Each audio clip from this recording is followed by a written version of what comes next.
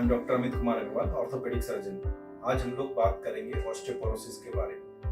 तो ऑस्टियोपोरोसिस होती क्या है? ऑस्टियोपोरोसिस को हम लोग साइलेंट किलर भी बोलते हैं, क्योंकि कई बार इसमें सिम्टम्स नहीं होते हैं और धीरे धीरे बोन फ्रैक्चर होने लगती है। ऑस्टियोपोरोसिस में बेसिकली बोन्स आपकी काफ़ी वीक हो जाती है एंड ब्रिटल हो जाती है और वो बहुत फ्रैक्चर के लिए प्रोन होती है। लिटरल मीनिंग क्या होता है? Osteo means bone and Porus मतलब पोरोसिटी कम हो जाती है। जैसा आप ये देख सकते हैं इस इमेज में, ये नॉर्मल बोन है और ये जो स्पंजी बोन है, जो आपकी जो अंदर की जो बोन है वो काफ़ी ज़्यादा, इसके लिए ट्राबेकुले हैं, काफ़ी वाइड हो गए हैं और इन दोनों की डेंसिटी में आप डिफरेंस देख सकते हो। सिमिलरली आप ये देखो, बोन मॉडल है, ये एक नॉर्मल बोन है और ये दूसरी तरफ आप एक ऑस्टियोपोरोटिक बोन है। सिमिलरली आप ये डिफरेंस अप्रिशिएट कर सकते हो। जो ट्राबेकुले काफ़ी वीक हो गए हैं और they are prone for fractures. तो सिम्टम्स क्या क्या होते हैं ऑस्टियोपोरोसिस में? अगर ऑस्टियोपोरोसिस अगर आपको है तो अमूमन आपको बैक पेन होता है या कई बार ये सीधा फ्रैक्चर के रूप में ही प्रेजेंट करता है। 3 जगह के फ्रैक्चर्स बहुत कॉमन है, तो स्पाइन का फ्रैक्चर, दूसरा हिप जॉइंट का फ्रैक्चर और तीसरा कलाई का या रिस्ट का फ्रैक्चर। ये 3 फ्रैक्चर्स ऑस्टियोपोरोसिस में बहुत कॉमन होते हैं। कई बार आपने देखा होगा ओल्ड एज में लोगों की हाइट कम हो जाती है ऑस्टियोपोरोसिस की वजह से, क्योंकि जो वर्टिब्रा हैं ये कोलैप्स हो जाते हैं या कई बार बॉडी स्टूप हो जाती है, आगे झुक जाते हैं। कई बूढ़े औरतों को आपने देखा होगा आगे झुक के कर्व हो जाते हैं उनकी शेप, तो हम लोग इसको बोलते हैं स्टूप पोस्चर। तो ये भी ऑस्टियोपोरोसिस की वजह से होता है। यूजुअली ऑस्टियोपोरोसिस ओल्ड एज में जाके होता है, स्पेशली फीमेल्स में पोस्ट मेनोपॉजल 60-65 के अराउंड होता है, मेल्स में 70 के बाद होता है। बट अगर कुछ और कंडीशंस है, हार्मोनल डिसबैलेंस है या कुछ मेडिसिन इंड्यूस्ड या किसी और बीमारी की वजह से ऑस्टियोपोरोसिस है, तो वो कम एज में भी हो सकता है। इसको डायग्नोज कैसे करते हैं? इसको डायग्नोज करने के लिए सबसे इम्पोर्टेंट टेस्ट होता है डेक्सा स्कैन। तो डेक्सा स्कैन कुछ इस तरह का होता है, जो आप कलर कोडिंग होती है इसमें आप देख सकते हो। इसमें टी स्कोर कैलकुलेट किया जाता है। टी स्कोर अगर -2.5 के नीचे है तो ऑस्टियोपोरोसिस होता है और अगर -1 से लेके -2.5 है तो ऑस्टियोपेनिया होता है या बोन वीक होती है। -1 के नीचे अगर होता है तो वो नॉर्मल होता है। ग्रीन लाइट में आप देख सकते हो, yellow is osteopenia and red is osteoporosis. Osteoporosis अगर आता है तो we have to treat those conditions, क्योंकि इसके सीरियस इम्प्लीकेशंस हो सकते हैं। तो कॉज क्या क्या हो सकते हैं? एक तो जैसे मैंने बताया कि पोस्ट मेनोपॉजल फीमेल्स में बहुत कॉमन है। Age is one factor. जैसे जैसे एज बढ़ती है आप ऑस्टियोपोरोसिस के लिए प्रोन हो जाते हैं। फिर सेक्स, फीमेल्स ज़्यादा कॉमनली इनमें पाई जाती है और रेस में अगर हम बात करें तो एशियंस एंड वाइट, उन दोनों लोगों को ये ऑस्टियोपोरोसिस उनमें ज़्यादा पाई जाती है। अगर आपको फैमिली हिस्ट्री है तो भी, अगर आपके पेरेंट्स को, ग्रैंड पेरेंट्स को अगर फैमिली हिस्ट्री रही है ऑस्टियोपोरोसिस को, तो भी आप जेनेटिकली प्रोन हैं। अगर आपकी बॉडी साइज या फ्रेम हम बात करें अगर छोटा है तो भी हम लोग आप बोल सकते हैं कि आप ऑस्टियोपोरोसिस के लिए प्रोन हैं। तो कारण में अगर हम लोग बात करें, कई बार हार्मोनल डिसबैलेंस है, जैसे कि डिसऑर्डर इन सेक्स हार्मोन्स। अगर टेस्टोस्टेरोन आपका मेल्स में कम है या फीमेल में एस्ट्रोजेंस कम हो जाता है पोस्ट मेनोपॉजल, तो they make you prone for osteoporosis. या थायराइड आपका ज़्यादा है, थायराइडोक्सिकोसिस है, या एड्रेनल ग्लैंड हाइपर फंक्शन कर रहा है, या फिर आपका पैराथायराइड हार्मोन भी हाइपर फंक्शनिंग है, तो भी आपको ऑस्टियोपोरोसिस के चांसेस बढ़ जाते हैं।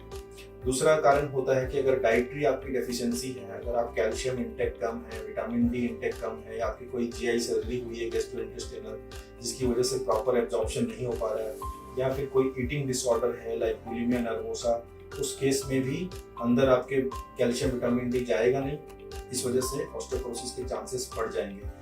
कुछ दवाइयाँ भी होती है जो आपको प्रोन बनाती है। जैसे अगर लंबे समय तक आप स्टेरॉइड्स ले रहे हैं आस्थमा के लिए या स्किन कंडीशन के लिए या आर्थराइटिस के लिए, कई बार लोग स्टेरॉइड्स देते हैं, तो लंबे समय तक ओरल स्टेरॉइड लेने की वजह से भी आप ऑस्टियोपोरोसिस के लिए प्रोन हो जाते हैं।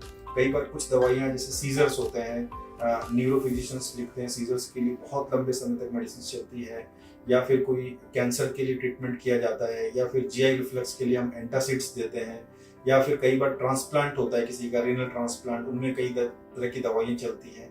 इन सारी दवाइयों का अगर आप लंबे समय तक सेवन कर रहे हैं तो आपको अपने डॉक्टर से रेगुलर कंसल्ट करना चाहिए कि कहीं कहीं आपको अंडरलाइन ऑस्टियोपोरोसिस तो नहीं हो रही है, और उसका टाइम रहते ही उसका समाधान करना चाहिए।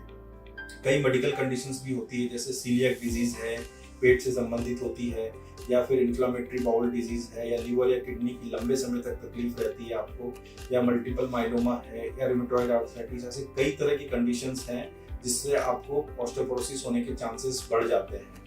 तो लाइफस्टाइल भी है, अगर आपकी लाइफस्टाइल बहुत सेडेंटरी है, आप कोई फिजिकल एक्टिविटी नहीं करते हैं, और आपका अल्कोहल और टबैको बहुत ज़्यादा सेवन करते हैं आप, तो भी आपको ये फैक्टर्स लाइफस्टाइल में जो हैम्पर करते हैं। तो इसका ट्रीटमेंट क्या है, जैसे हमने बताया कि डेक्सा स्कैन करके हम इसको एक तरह से डायग्नोज कर सकते हैं।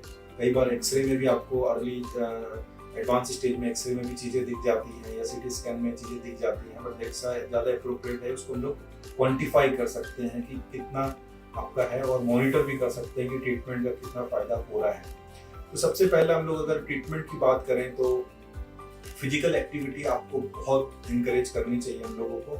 ज़्यादा से ज़्यादा आप चलें, वेट बेयरिंग एक्सरसाइजेस करें, जैसे एरोबिक एक्सरसाइजेस करें, एंड योगा कर सकते हैं, वॉकिंग कर सकते हैं, और वेट उठा सकते हैं, साइकिलिंग कर सकते हैं। इस तरह की चीज़ें आपको बहुत हेल्प करेंगी। इसके अलावा आप अगर अल्कोहल टोबैको ज़्यादा अमाउंट में लेते हैं तो उसको आप कोशिश करें कि ना लें, और अपना वेट अगर बहुत ज़्यादा है आपका, या बहुत कम एक्सट्रीम ऑफ वेट्स, तो उसका भी आप ध्यान रखें। इसके अलावा कैल्शियम सप्लीमेंट्स सबसे बेसिक है, 1000 मिलीग्राम या 1200 मिलीग्राम, डिपेंडिंग ऑन आपकी एज क्या है, रिक्वायरमेंट क्या है, क्योंकि कई बार प्रेगनेंसी में या बहुत ओल्ड एज में रिक्वायरमेंट बढ़ जाती है। अपने डॉक्टर से आप सलाह कर सकते हैं। तो एवरेज वो आपको कैल्शियम इंटेक डेली लेना चाहिए, कैल्शियम रिच डाइट लेना चाहिए। Vitamin D usually 600 international units आपको एवरेज एक जो रिक्वायरमेंट होती है डेली की, वो भी आपको मिनिमम लेनी चाहिए। इसके अलावा कई तरह की स्पेशलाइज्ड मेडिसिन होती हैं जो हम लोग यूज करते हैं ऑस्टियोपोरोसिस को ट्रीट करने में।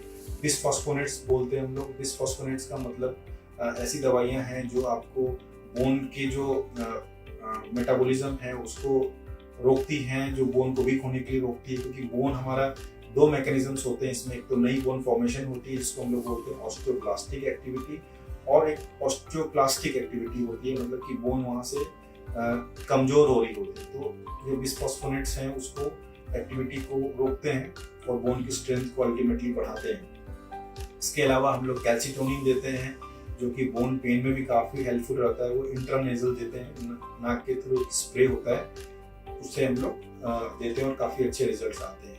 इसके अलावा कई तरह के इंजेक्शंस आते हैं आजकल, जैसे कि टेरिपेराटाइड एक हार्मोनल इंजेक्शंस है जो कि डेली के बेसिस पे दिया जाता है, और उससे भी काफ़ी इंजेक्शंस का कई लॉन्ग टर्म में फ़ायदा होता है। एक इंजेक्शन आता है डेनोसुमैब जो कि आप हर 6 मंथ पे ले सकते हैं, बट ये सारे मेडिसिन लेने से पहले आपको अपने डॉक्टर से कंसल्ट करना पड़ेगा।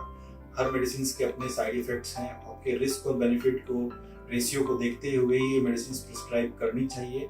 अगर समय रहते हम लोग इसको डायग्नोज करते हैं तो बहुत टाइमली इसको हम लोग ट्रीट कर सकते हैं। Thank you.